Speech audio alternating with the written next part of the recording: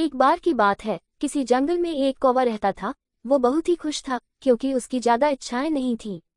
वह अपनी जिंदगी से संतुष्ट था, लेकिन एक बार उसने जंगल में किसी हंस को देख लिया और उसे देखते ही सोचने लगा कि ये प्राणी कितना सुंदर है। ऐसा प्राणी तो मैंने पहले कभी नहीं देखा।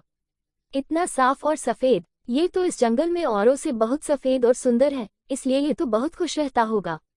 कौवा हंस के पास गया और पूछा, भाई तुम इतने सुंदर हो, इसलिए तुम बहुत खुश होगे। इस पर हंस ने जवाब दिया, हाँ मैं पहले बहुत खुश रहता था, जब तक मैंने तोते को नहीं देखा था।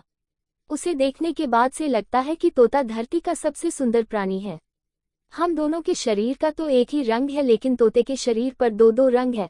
उसके गले में लाल रंग का घेरा और वो सूरखरे रंग का था। सच में वो बेहद खूबसूरत था।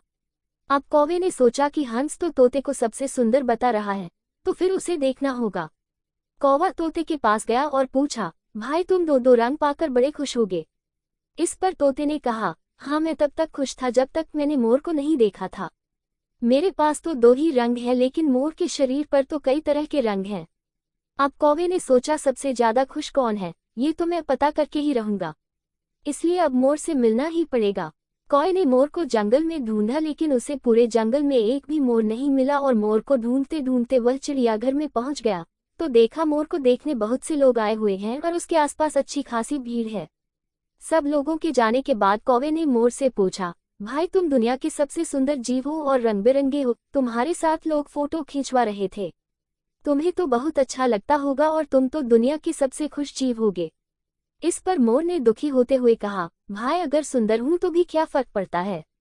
मुझे लोग इस चिड़ियाघर में कैद करके रखते हैं, लेकिन तुम्हें तो कोई चिड़ियाघर में कैद करके नहीं रखता और तुम जहां चाहो अपनी मर्जी से घूम फिर सकते हो।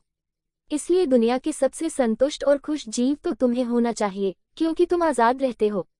कौवा हैरान रह गया, क्योंकि उसके जीवन की अहमियत कोई दूसरा बता गया।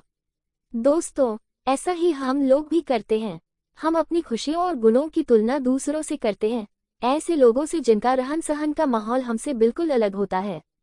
हमारी जिंदगी में बहुत सारी ऐसी चीजें होती हैं जो केवल हमारे पास हैं, लेकिन हम उसकी अहमियत समझकर खुश नहीं होते। लेकिन दूसरों की छोटी खुशी भी हमें बड़ी लगती है, जबकि हम अपनी बड़ी खुशियों को इग्नोर कर देते हैं। ऐसे और ज्ञानवर्धक कहानियां सुनने के लिए वीडियो को लाइक करें और चैनल को सब्सक्राइब करें। धन्यवाद।